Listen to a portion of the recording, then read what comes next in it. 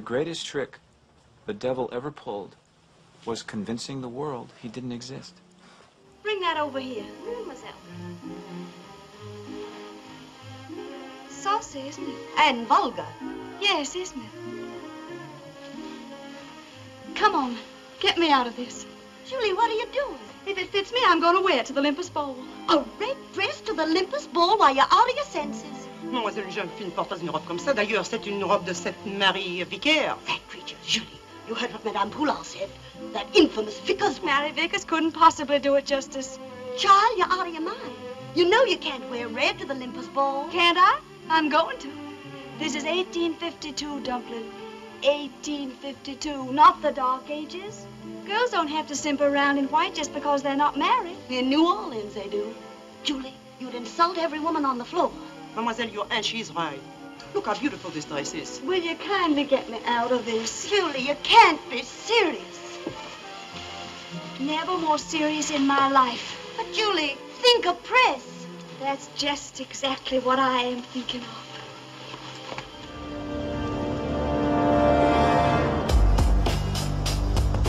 The Matrix is a system, Neo. That system is our enemy. But when you're inside, you look around, what do you see? Businessmen, teachers, lawyers, carpenters, the very minds of the people we are trying to save. But until we do, these people are still a part of that system, and that makes them our enemy. You have to understand, most of these people are not ready to be unplugged. And many of them are so inert, so hopelessly dependent on the system, that they will fight to protect it. Were you listening to me, Neo? Or were you looking at the woman in the red dress? I was... Look again. I will be exposing one of the most vulgar, slick, and seductive spirits in Satan's hierarchy, known as the Jezebel spirit.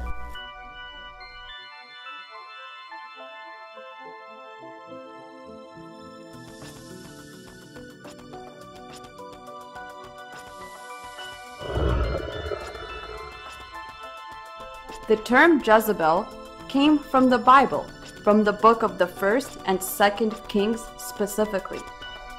Jezebel was known as the evil and controlling wife of a passive king named Ahab, who ruled over the northern kingdom of Israel.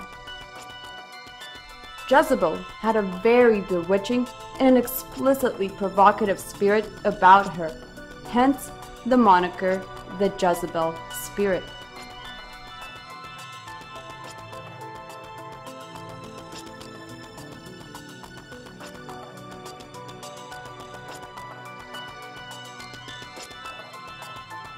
And Ahab, the son of Omri, reigned over Israel and Samaria 22 years.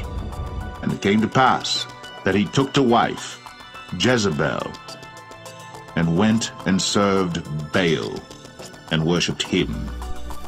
And he reared up an altar for Baal in the house of Baal. But there was none like unto Ahab, which did sell himself to work wickedness in the sight of the Lord, whom Jezebel his wife stirred up. And thou shalt smite the house of Ahab thy master, that I may avenge the blood of my servants the prophets, and the blood of all the servants of the Lord, at the hand of Jezebel. And of Jezebel also spake the Lord, saying, The dogs shall eat Jezebel by the wall of Jezreel. Notwithstanding, I have a few things against thee, because thou sufferest that woman Jezebel, which calleth herself a prophetess, to teach and to seduce my servants, to commit fornication, and to eat things sacrificed to idols. And I gave her space to repent of her fornications, and she repented not.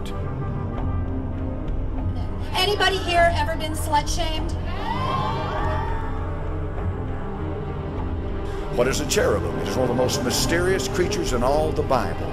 And we know that the fifth cherub, this is Satan, this is the anointed cherub, showed up in the garden to beguile Eve. Notice carefully, he comes as a serpent.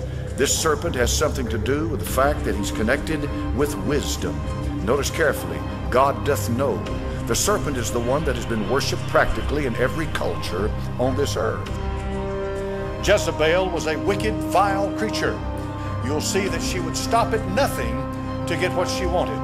Jezebel was motivated by the same spirit, by the spirit of hell itself. And in her case, it's a feminine spirit. It's the spirit of Jezebel.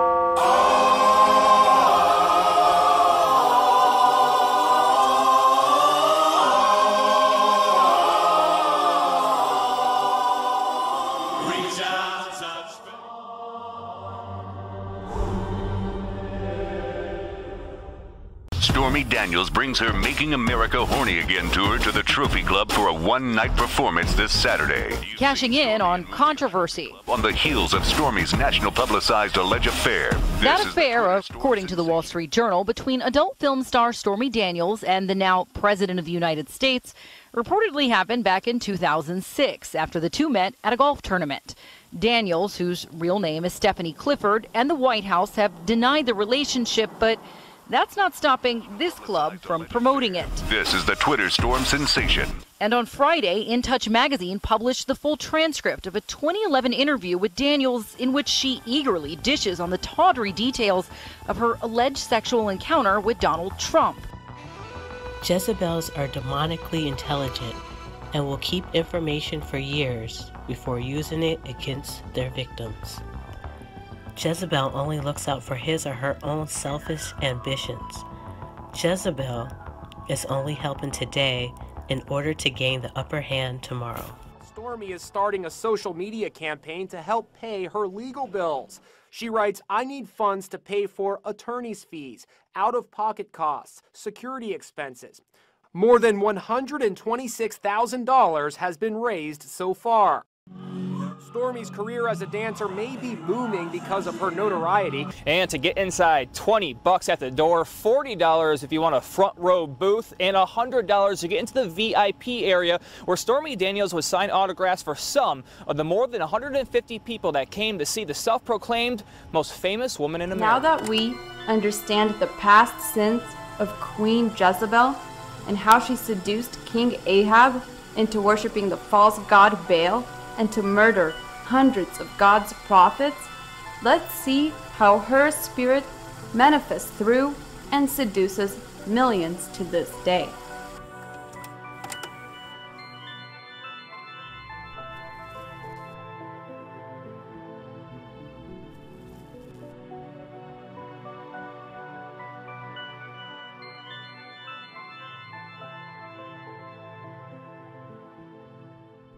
This demonic spirit is one of the most common spirits in operation today, and it is a powerful enemy of the body of Christ. The modern Jezebel is basically a domineering spirit working through the lust of the flesh, the lust of the eyes, and the pride of life. It is very blatant in today's media and is promoted by the Antichrist spirit and top elites. Women are often more prone to this sensual and erotic visitant, while men are particularly blind and are very easy victims to the subtleties of this enchantress.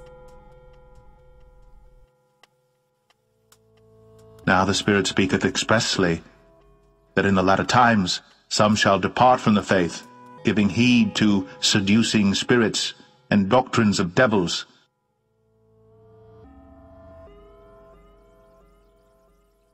These seducing spirits use high-level black magic and not only manifest through people, but their effects could be seen through commercials, entertainment, strip clubs, pornography, and so on.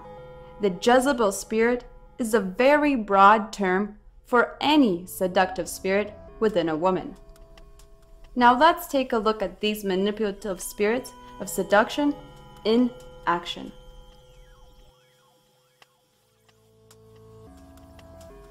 So the image you're looking at right here actually came from a story that went national just several months ago.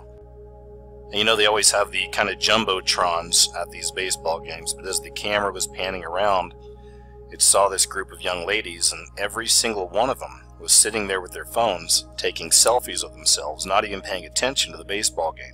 And this went on for several minutes. They were all completely unaware of where they are or what was going on. They were so focused on themselves and on taking pictures, they had no idea they were even up on the Jumbotron. This is an example of the selfie culture. Our world has hit a level of narcissism on so many levels, it's unbelievable. And at times when I see things like this, I feel like it's all just about to bust. So we have selfie culture, we have massive narcissism all around the planet right now, and we also have spirit photography. So now let me show you this. And truly I could share with you dozens of stories similar to this one right here. High school cheerleader 14 dies while posing for selfies with friends on the beach during spring break after the log they were playing on rolled over, pinning her underneath. Now this isn't to say anything bad about the dead, but really it's all about vanity. Even in this case, this young lady was so focused on herself, so focused on taking her selfies, that she was unaware of the danger she was in, and she died because of it. So I stumbled on this news story, and I haven't seen any follow-up at all, but spooky snap, woman finds demonic face staring at her from her Snapchat selfie. Rachel Gardner, 22, had used one of the flower crown filters to make her selfie look extra Snapchat worthy. She wound up getting much more in this picture than she'd bargained for. So here's the main image. This is the young lady right here in question, and this was her Snapchat filter. You can see the flowers and all this, right? But the reason she freaked out is because after she took the picture, she saw something else, which is right down here, and it appears to be on her neck.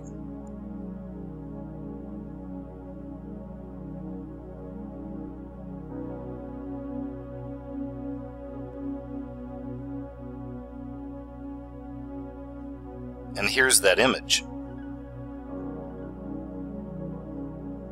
So we explore a lot of really strange phenomena here on the channel, and I get that some people are going to automatically assume this is a double exposure, but when you read this story, the young lady says that she didn't do anything at all like that. It was just the flower image that she put over her picture, and then this right here showed up underneath. And out of all the pictures of double exposure I looked at, I saw nothing else like this.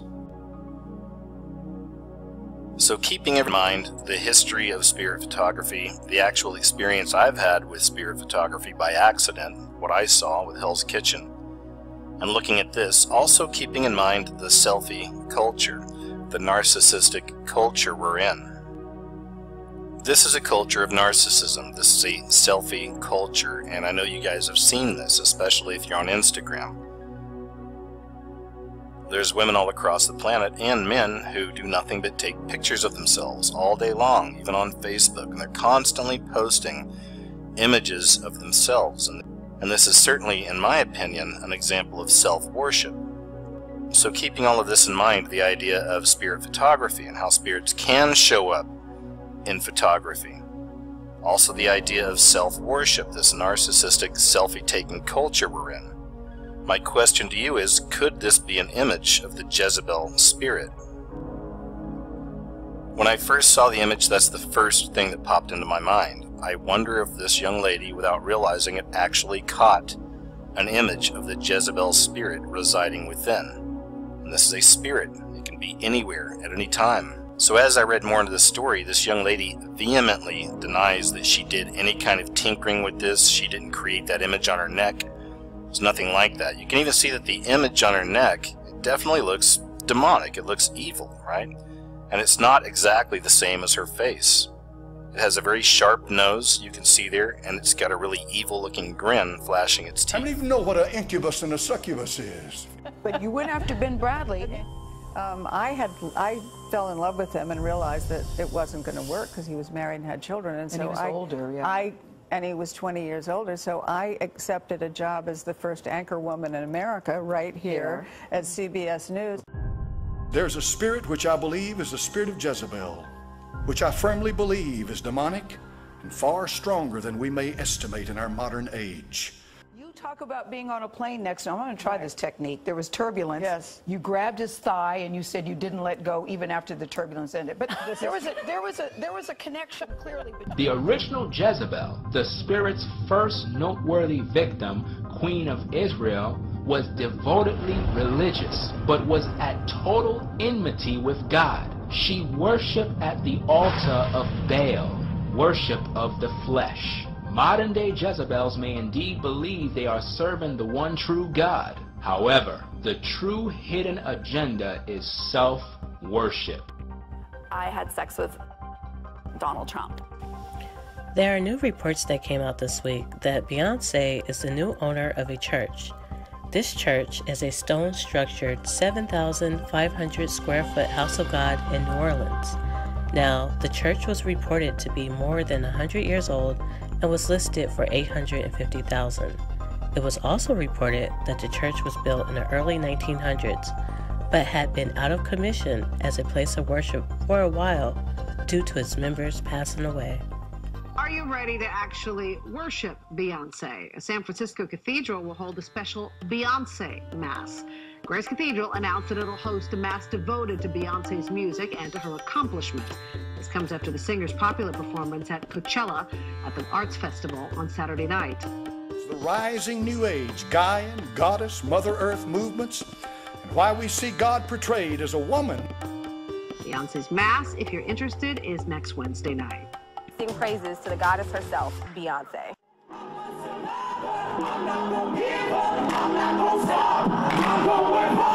San Francisco's Grace Cathedral looked and sounded more like a concert than a church for a first-of-its-kind Beyonce Mass. It was amazing. It was one of the best spiritual experiences I've ever had. It was fun. It was uplifting. It was also really rejuvenating. People wrapped around the side of the cathedral an hour ahead of time to attend the blockbuster Mass. Normally, the Wednesday night Vine service has 50 people in attendance, but with Beyonce in the house, this service had 750 people. We live in a world today that is being dominated by a feminine spirit. It is being dominated by a goddess spirit.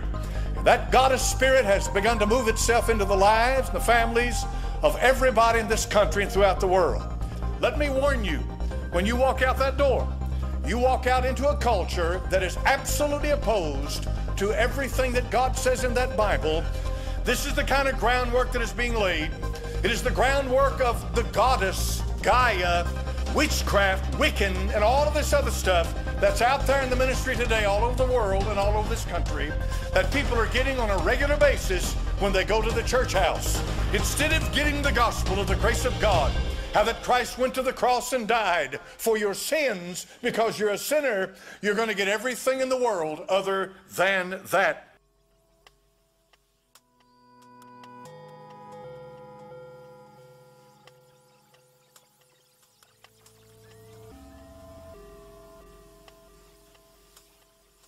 Princess programming is the initial stage of MK Ultra mind control. Princess programming starts at ages as early as 2 to get little girls off track and to get them to look up to princesses who are usually nothing but provocative damsels in distress. Princess programming leads women down a dark path and invokes the spirit of Jezebel in them from youth. It is most effective on celebrities, but can be even effective on the general population. This type of programming can be seen everywhere, from the media to fashion to music and so on.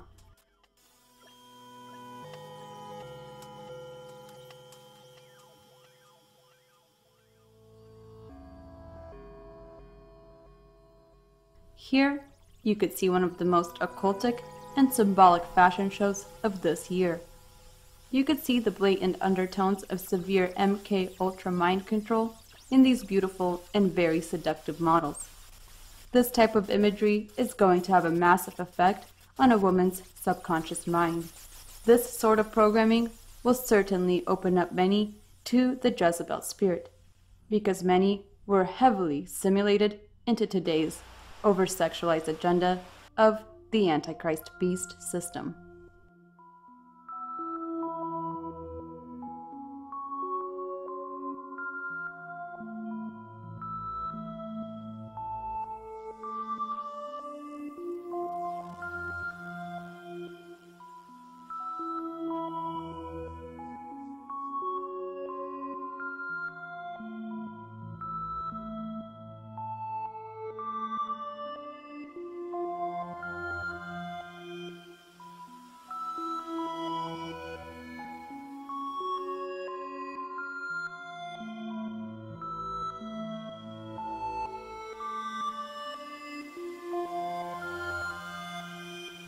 The head of Medusa is also a very occult symbol associated with demons of lust and the Jezebel spirit. According to Greek mythology, Medusa was once a beautiful girl who only idolized herself. From the beginning, she had the Jezebel spirit in her. All day, she would stare at her reflection in the mirror and only talk about how beautiful she was. This obsession later manifested into the demon that we now know as Medusa, the spirit of lust.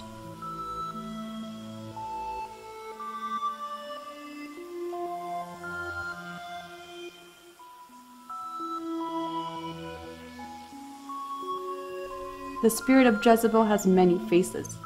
One face the Hollywood elites love to use is that of the Medusa. They blatantly implant her into our subconscious mind. They promote her so the masses get engulfed in self-worship through selfies and plastic surgery, hence creating more Jezebels.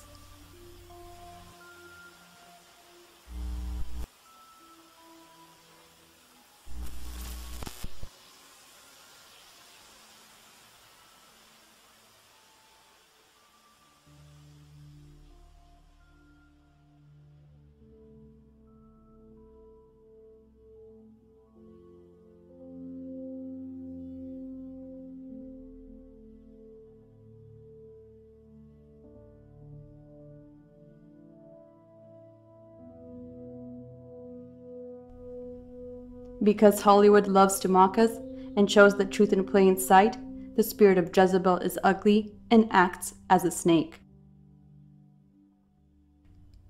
The snake is a powerful symbol of temptation, the dark, Satan, and lust. The woman with the snake can also represent a mythical goddess named Lilith, who many occultists believe tempted Eve in the garden.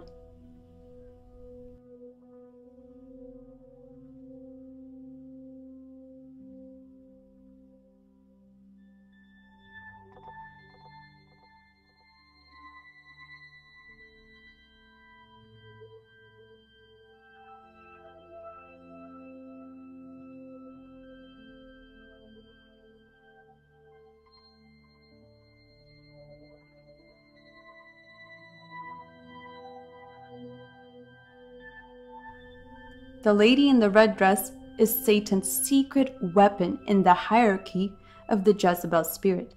She represents all of your fleshly desires for sex, money, power, and fame.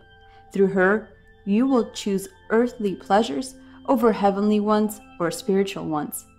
Through her, Satan will win over your soul through temptation, seduction, lust, and pride. He has her waiting for you at every corner.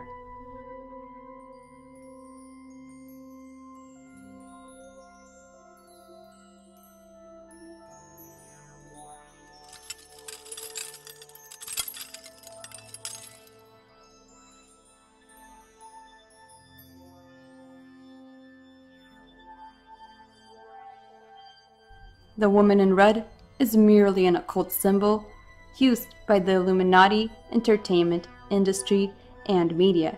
She means something very different for each person. It could be a drug, an addiction, a dream, money, or a desire for something forbidden. She also represents a worldly trap that can be placed in front of you, and she's also designed to derail you from the path of righteousness. As you saw, the characteristics of the Jezebel are usually the image of the over-sexualized woman. Many everyday women are so seduced by the media that they even have the Jezebel spirit in them, especially in my generation. Jezebels are easily spotted once you know what to look for. She's always the woman that is at the center of all the attention. Attention is very important to the Jezebel. This is also the girl that you will have an overwhelming urge to stare at, and you'll be tempted to look at her eyes, hips, or lips. The urge to stare is very difficult to control when dealing with the Jezebel. And if you reciprocate, they will be able to lure you with their seductive stare and can pass on the demon of lust onto you. And if the Jezebel is very powerful, she can demonically place a curse on you because you have given into your temptation. Watch for these signs of the everyday Jezebel. Little girl lost. Thought no one loved her. Thought no one wanted her. Ran away from her castle. She was embraced by the devil and his false love, and through that embracing became a different person, became the harlot, became the queen of lies, the Jezebel.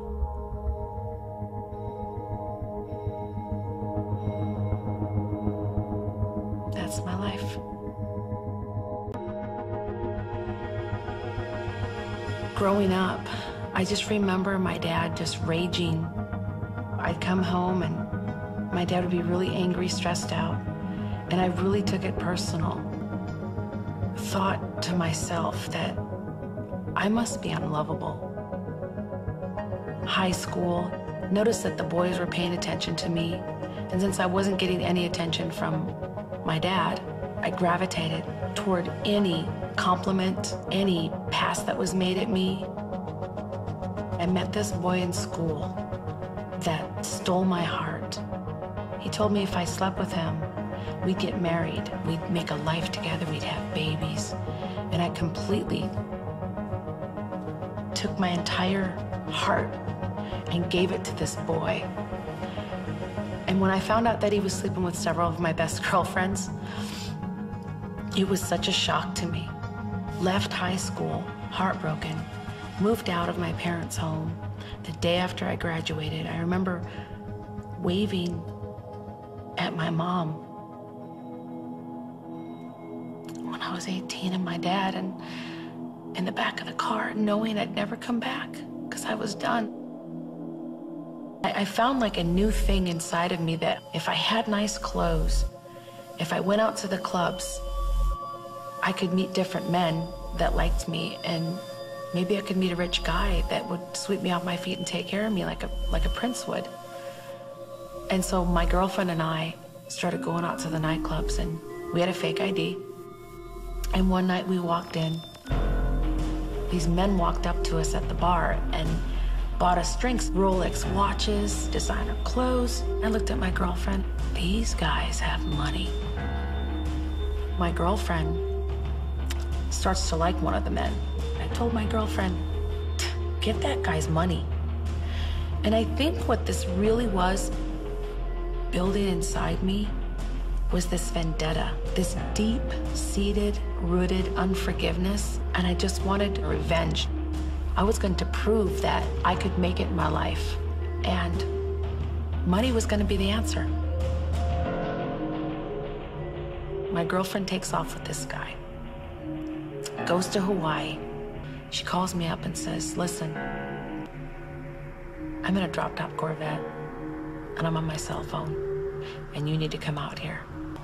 I just kind of went with it. It was like an automatic walking into a dark doorway. And I felt that I knew like this demonic, something wasn't right, presence just come over me. But the lure of the possibility of having nice things and finally having money that I never had growing up, finally being someone important, overrode all those feelings of any caution, and it blew it to the wind.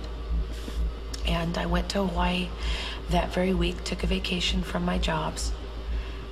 And the first night that I was on Waikiki Beach, I actually sold myself with my girlfriend to some Japanese clients, and I became a prostitute. Embraced by the devil and his false love. And a few months later, I started dancing. And one day I was on the stage, and this man walks in, puts this couple $100 fan of money at my feet. And I danced just for him, became the harlot. And I let him know that I was actually prostituting my body. I was actually selling myself to make extra ends meet. He looked at me and said, you are so intelligent. He gave me everything. That's my life. that I needed to hear from my dad. And I decided that I wanted to move to Las Vegas, the queen of lies, the Jezebel. I got off the plane, and that night I went on a couple calls. I brought home a nice wad of money. My boyfriend was there, and he told me to break myself. What did you say to me? He said, break yourself. And that means give me all your money, dump your purse out on my lap. And I wasn't having it. And he proceeded to take me out by my hair. He choked me. He threw me on the porch on my knees, and he started kicking me. My nose broke, my ribs broke. It was like I was looking at the devil. The prince turned dark. And if you try to leave, I'll kill you. That night, it's like I died inside. And the next 5 years of my life, I was with a pimp. Every time he hit me and choked me and raped me or put guns to my head, made me do things I never wanted to do, I started freebasing cocaine. And one night, I just decided that I was just gonna get higher than I could, than I've ever been before, because I just wanted to erase all the pain. I took the hit of that coke, and I fell back. I went completely blind. It's like the whole room, the light that was on in that room turned dark. And I remember laying there, and I felt like this demonic presence just come over me, that I was completely alone, and I got really, really scared, and I just instinctively knew, I knew that I was at death's door. I was in this dark, dark cave, and I knew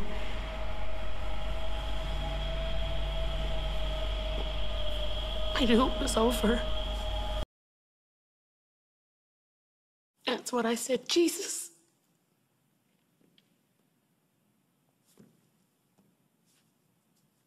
please save me. I don't know if you're real, but I don't want to die. The ambulance came, and the doctor came up to me and he grabbed my hand. And he said, you are lucky to be alive. You have so much drugs in your system, little lady. You should be dead. God must be with you. And I knew that Jesus heard my prayer. And I laid there, and I had this peace come over me that was nothing like I'd ever felt in my entire life. And I knew God gave me a second chance. I got better, and I started reading my Bible. I recovered, and I walked in that church, and people embraced me. And God just really started doing that inner healing, and the Holy Spirit was just like speaking to me, telling me that I was beautiful, and that I was chosen, and that I was set apart, and that I was sanctified, and I was a holy vessel for Him. I started to stand on Jesus' words, that I'm whole, that I'm healed, that I'm pure, that I'm a virgin in Him. And that gives me peace.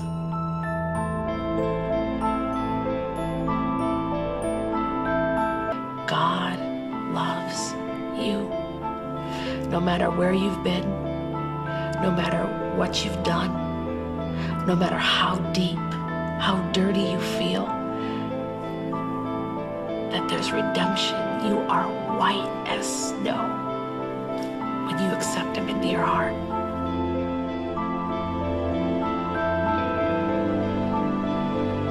Little girl lost, thought no one loved her, thought no one wanted her, ran away from her castle. But God met her on that dark road.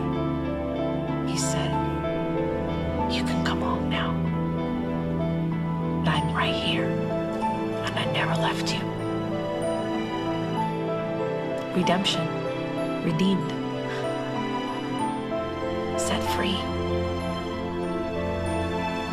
That's my life. His love.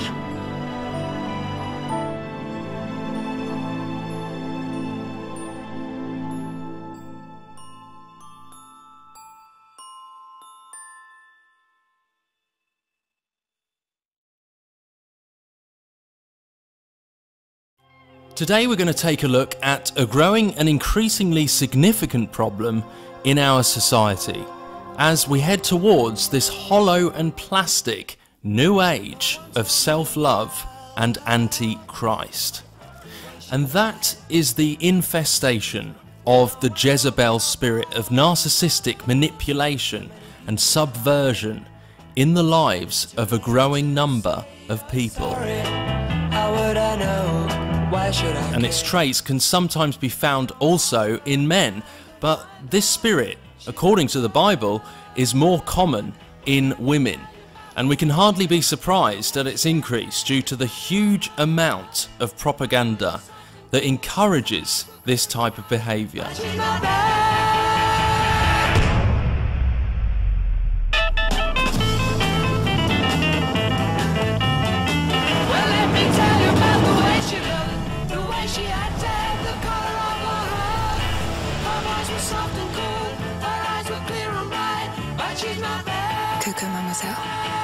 These trends in our modern day society are leading towards the ultimate agenda of the demasculinization of men whilst nurturing a false and counterfeit masculinity in women. The traditional male is being shunned, whilst propaganda to enable this type of behaviour in women within the realm of the Jezebel spirit and its traits is being pushed. Okay, so the idea of this video is to help people who find themselves caught in this situation. In particular, this goes out to the men out there, but as I said, this isn't a flesh and blood battle. Primarily, this is a spiritual battle. So we're not talking about individuals necessarily, but this may have come into your life in a spiritual way before. And ultimately, here we're looking at the social, psychological and spiritual paradigms of this behaviour. You've got the Jezebel spirit, the person being used by this Jezebel spirit.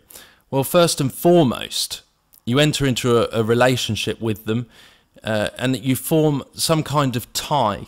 You form some kind of tether with this individual. And that can be called a soul tie. Very often with this type of person, it will be an extremely deep-reaching soul tie, and that's part of the whole thing.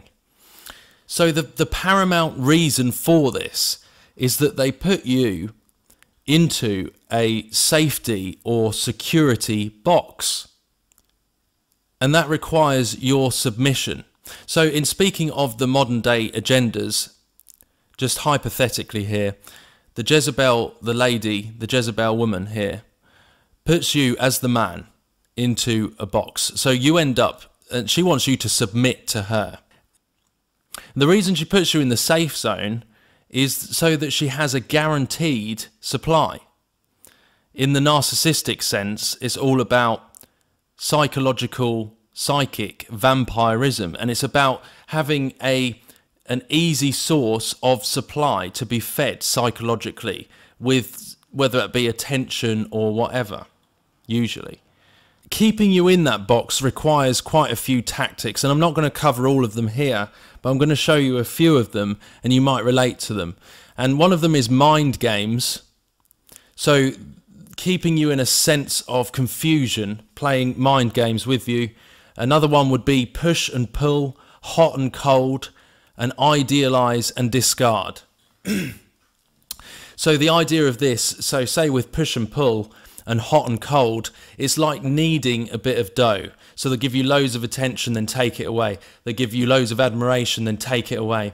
Idealize, then discard. They'll make you feel like you are on top of the world, that you are number one in all existence, and then they'll take that away in the next breath. So it's pushing and pulling.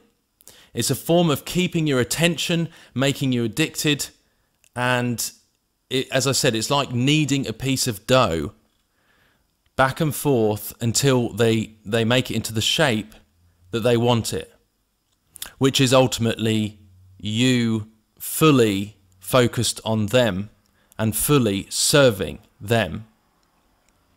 And the ultimate agenda, the shape they want to make out of that dough, so to speak, is this: submission. Another form of keeping you in this box is gaslighting. Now, gaslighting is by definition selectively spinning information or events or scenarios that happen, selectively spinning them or omitting parts of them in order to keep you confused. So say you think you perceive something, you're almost adamantly sure that you perceived something in a certain way that you saw it, and you're 99% sure, then they will spin that. They will spin that to make you doubt your very own perception in the end, by the end of it, to doubt your very own perception, to doubt yourself as much as possible, to keep you in this box. So gaslighting is basically twisting the truth or twisting stories just to further elevate this sense of confusion and bewilderment and disillusionment, so that you remain trapped, just lost in absolute bewilderment.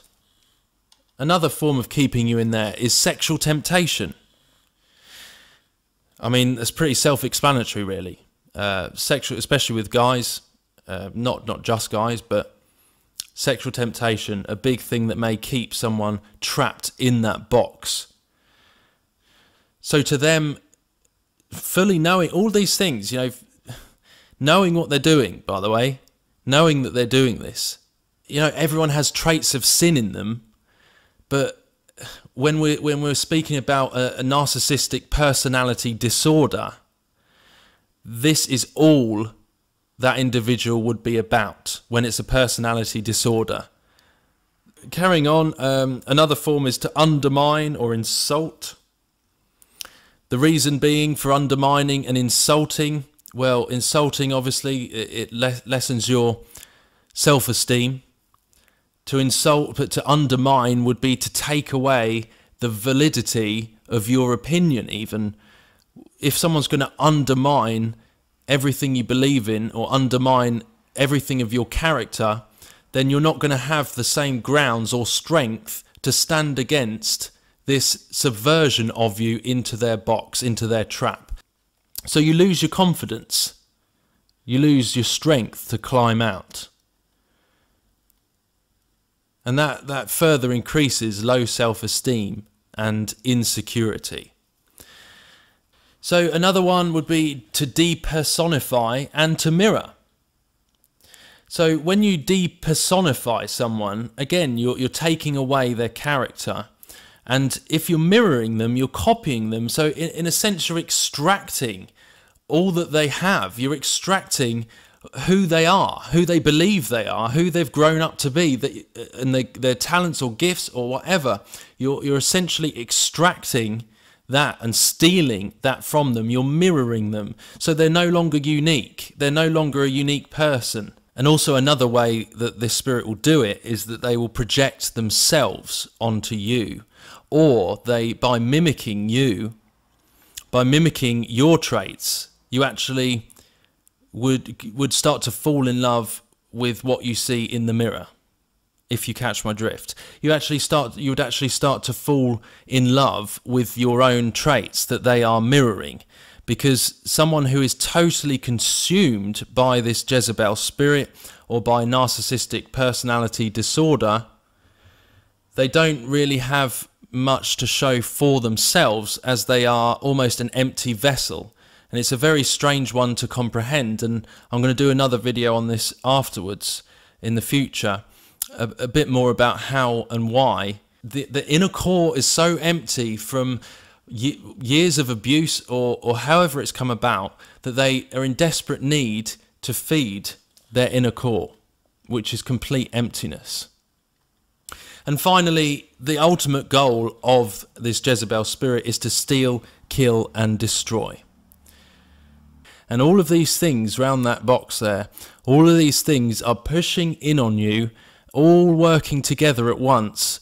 And you can just imagine the torment that people could go through if they're totally surrounded by these emotional control mechanisms and blackmails.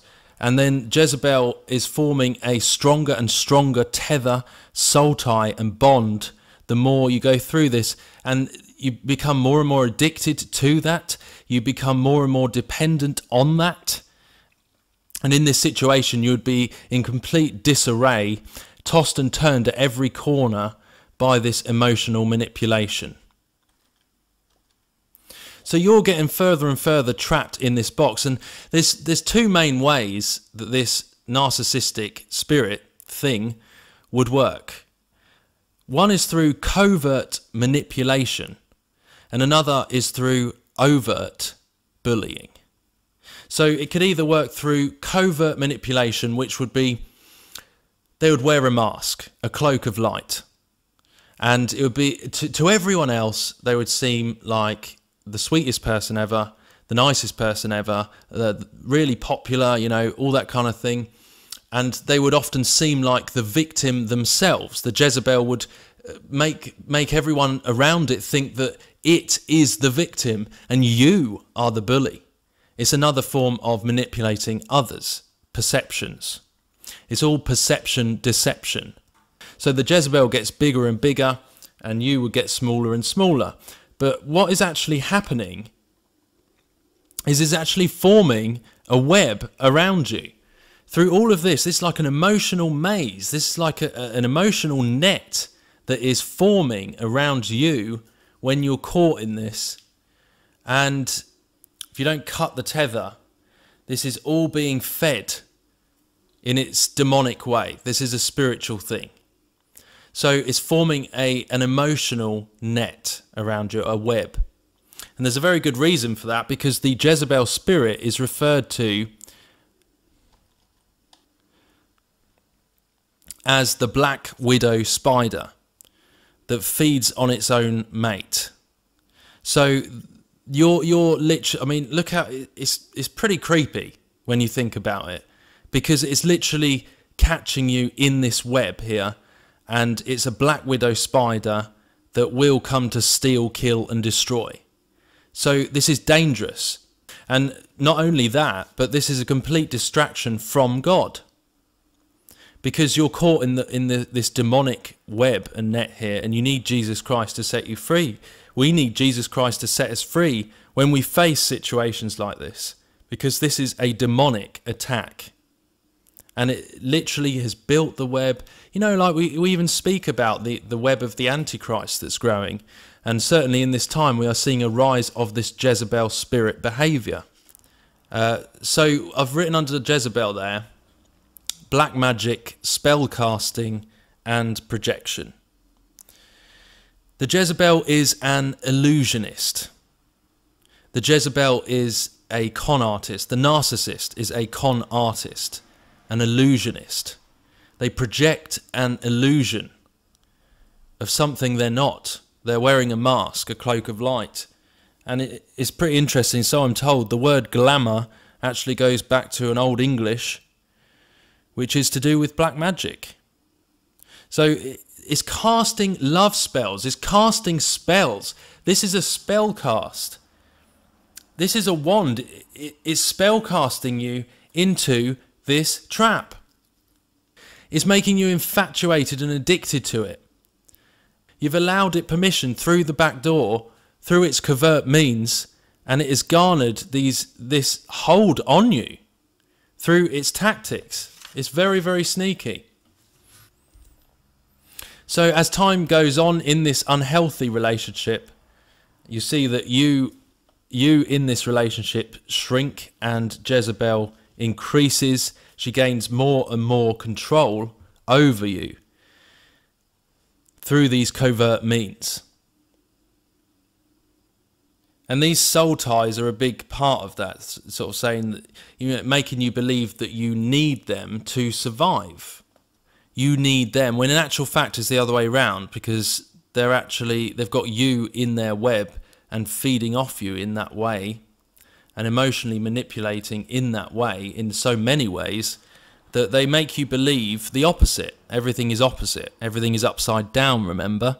They propagandize themselves like a political agenda, like a political party. They make you believe the propaganda that comes with it.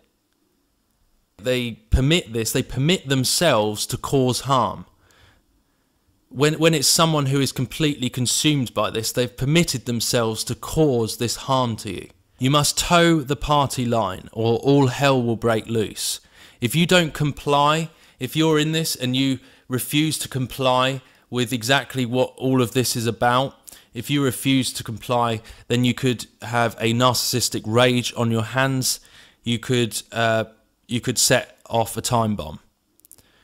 So you have to toe the line. You have to toe the political agenda of this entity in order to find any sort of security, feeling of security or peace in this paradigm. You have to toe its line, and you have to believe its propaganda, and you have to comply with what it's doing, because it's all about treating the Jezebel like it's God.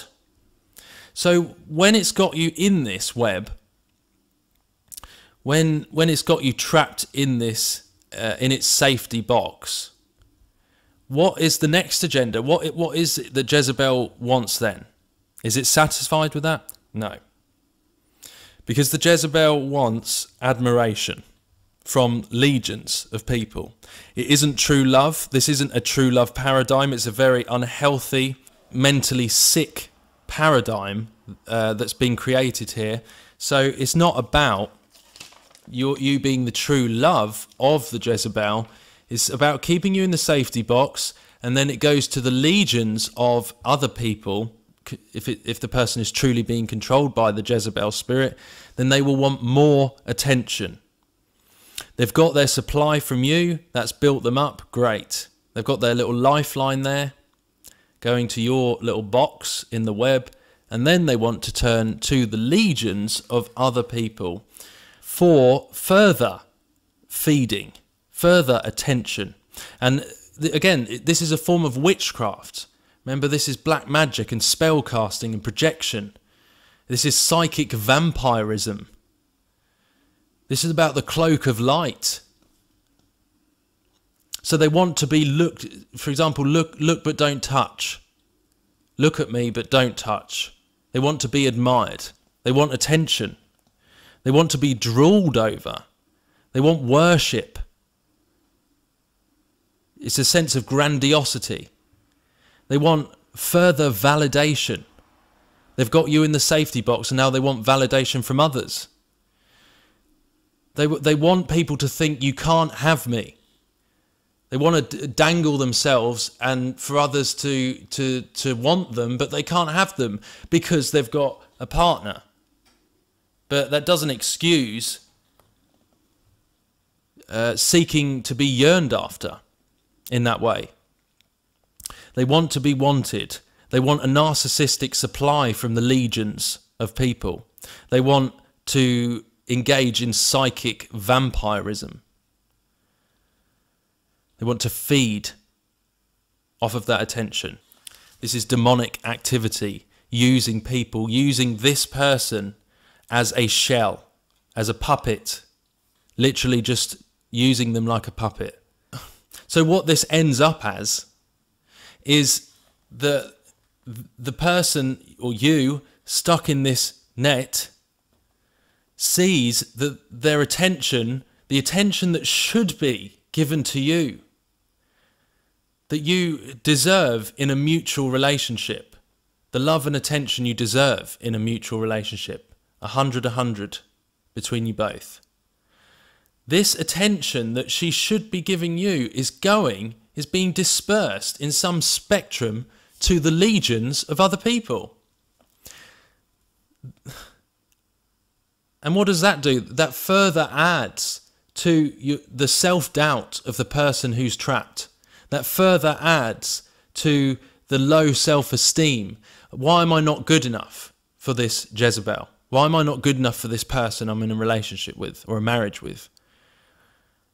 So then that further adds to the spiral, the downward spiral of being undermined, having insecurity, low self-esteem, losing yourself to them, and push and pull, because, you know, they go hot on you, they idealize you, then they discard you by going somewhere else. And you witness all of that. So it all ties into this energy grid. And what are they stuck in? This giant web of a black widow spider that comes to steal, kill and destroy its mate. And do some still think this isn't spiritual? Is this even possible on a human level to this extent? And the ultimate thing is of why it's spiritual too, is because once this person sadly is stuck here, once you are stuck there, you cannot really even see God anymore, because you are surrounded by demons and you've given permission, you've allowed yourself, even unknowingly, subconsciously, to open gateways for this to happen. It won't change. Pray for the person, but you need to get out. You need to sever this tie. You need to sever it. Because this person, if they are an all-out Jezebel spirit, if they are controlled by that, then the whole thing that you fell in love with in the first place was a mirage in the desert. It was never real. It was just a projection. And I know that can be so painful to realise and to process in your mind that what you fell in love with was a lie.